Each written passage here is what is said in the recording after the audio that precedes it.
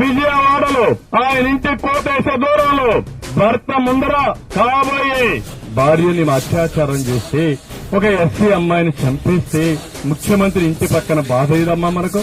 వెళ్ళావా నువ్వు అక్కడికి? పరామర్శించావా నువ్వు? రాష్ట్రానికి ఒక సందేశం ఇచ్చావా నువ్వు?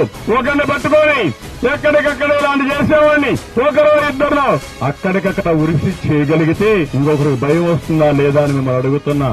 నేను ముఖ్యమంత్రిగా ఉన్నప్పుడు నేను చూశాను గురజాల నియోజకవర్గంలో ఒక ఉన్నది ఇదే మారిగా కావాలని ఒక ఆడబిడ్డను ముస్లిం ఆడబిడ్డను మానభంగం చేశారు, చంపేశారు. 22 టాస్క్ ఫోర్సులు వేశాను, 24 గంటలు టైం ఇచ్చాను. వాడు భూమి మీద ఎక్కడున్నా పట్టుకురమ్మన్నా మొత్తం సెర్చ్ చేశారు. రెండో రోజున ఉరేసుకొని చనిపోయే పరిస్థితికి వచ్చాడు. రేపు భవిష్యత్తులో ఎవరైనా తప్పు చేస్తే ఇదే జీవితం ఉంటుంది, అదే చివరి రోజని హెచ్చరించారు.